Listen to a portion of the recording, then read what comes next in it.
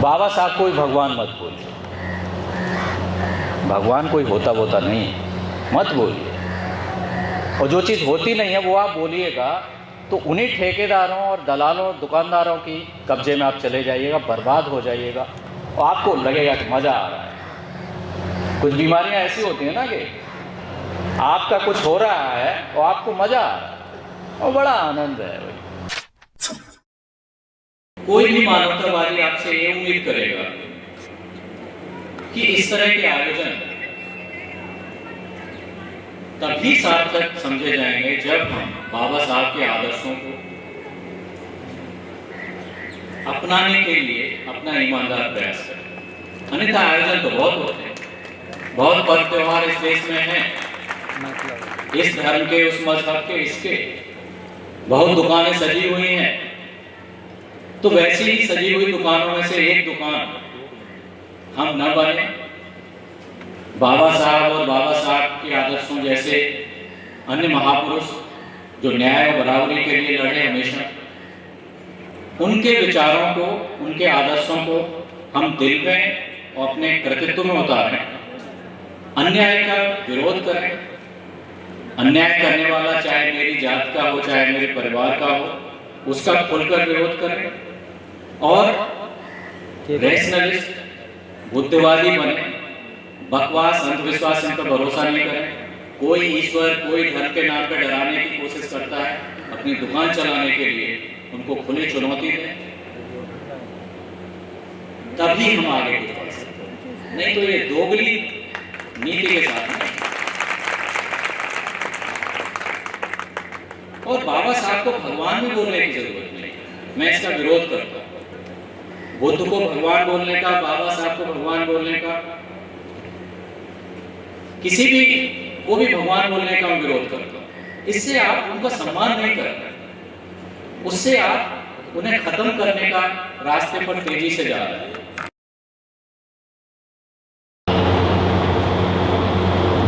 भगवान का फिर ठेका कौन ले लेगा? बुद्ध को 10वां अवतार या कौन सा अवतार बना दिया, 9वां, और क्या कहानी अंदर तक तो कुछ गया नहीं। वो बौद्धावतार इसलिए हुआ, विष्णु पुराण हमें ज्ञानवर्धन करता है, पुराण ज्ञानवर्धन करते हैं। बौद्धावतार क्यों हुआ? देवासुर संग्राम में देवता अक्सर हार जाया करते थे, असुर जीत जाया करते थे। ब्रह्म सभा में चिंतन हुआ कि इसको स्थिति को कैसे बदला जाए, हमारी जीत कैसे हो। तो बहुत वेल थॉट ऑफ आया कि भाई ये असुर इसलिए नहीं हारते हैं क्योंकि ये वर्ण व्यवस्था को एकदम मजबूती से पकड़े हुए। तो कोई ऐसा काम हो जो वर्ण व्यवस्था से च्युत हो जाए, दूर हो जाए, तब इन्हें आराम से काटा जा सके। तो इसके लिए विष्णु ने मोह का रूप में अवतार लेके बुद्ध के रूप में आए और उन्होंने असुरों को भ्रष्ट किया, उसके बाद देव जीत गए। सिंपल साफ चीज़ है कि जो बुद्ध को मानते थे वो उनकी नज़र में असुर थे, और बुद्ध को विष्णु का अवतार इसलिए नहीं बनाया कि बुद्ध सही बात कह रहे थे, बल्कि इस रूप में दिखाया है कि बुद्ध ने अपने शिष्यों को भ्रष्ट करके उनको ख़त्म किया। यानी बुद्ध का रास्ता बिल्कुल गलत और उल्टा रास्ता था, पथभ्रष्ट था, और देवताओं की जीत के लिए बुद्ध का अवतार किया गया। इससे ज़्यादा शातिर चीज़ें क्या होती हैं? और आप माथा पे बिठाए घूमते रहते हो।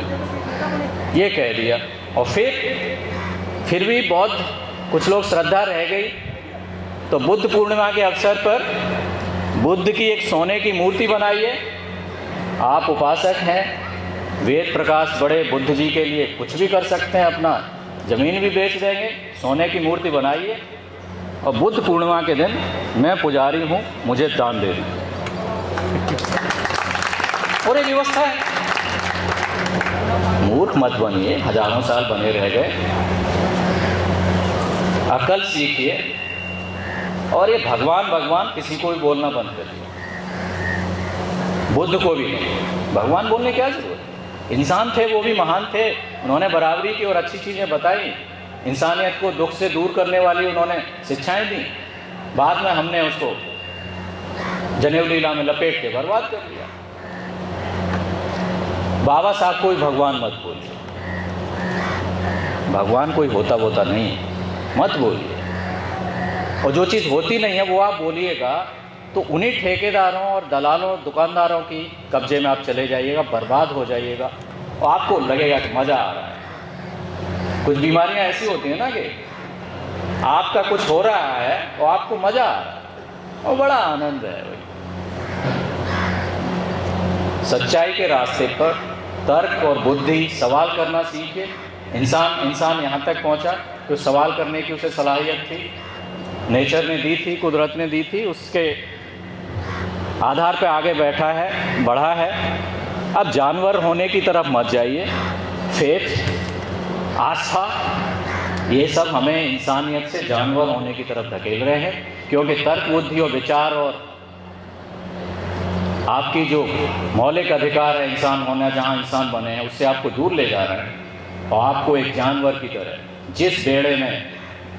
जिस बाड़े में जाके डाल दिया, भेड़ चाल है, चला दिया, काट दिया, तबाह कर दिया और अपने हम राज कर रहे हैं, ऐश कर रहे हैं, सारी चीज़ें कर रहे हैं, जिसके लिए आपको कहेगा कि नहीं ये गलत है। लेकिन सब पाखंड, ऐश उनको पता है सच्चाई क्या है। तो मुझे खेद है कि थोड़ा लंबा खिंच गया। आपसे अनुरोध रहेगा 2 चीज़ों का specific. Why I am an atheist एक बार पढ़ लीजिए, मैं नास्तिक क्यों हूँ, शहीद आजम भगत सिंह का। भगत सिंह से ज़्यादा ईमानदार और बहादुर और कोई देशभक्त कोई दावा करता हो कि हम हैं, तो वो बहुत बड़ा पाखंडी ही होगा। 24 साल का बच्चा हंसते हंसते गले लगा लिया था, उसकी पढ़ लीजिए, ज़्यादा समय नहीं लगेगा, कुछ घंटों में ख़त्म। और उसके बाद समय निकाल के बाबा साहब की एनहाइलेशन ऑफ कास्ट वो पढ़ लीजिए। हिंदी में जाति निर्मूलन या किसी भी और नाम से आती होगी अनुवाद के रूप में, जिनको हिंदी पढ़ना, अंग्रेजी पढ़ सकते हैं, एनहाइलेशन ऑफ कास्ट, उसे पढ़ लीजिए, दिमाग खुला रखिए। तो मुझे उम्मीद है कि बाबा साहब के आदर्शों के हम ज़्यादा करीब रहेंगे और इस आज को और आने वाले कल को शायद ज़्यादा जीने लायक और ज़्यादा बेहतर हम बना सकें, ऐसी मैं उम्मीद कर सकता हूँ। जय हिंद, जय भीम। Thank you.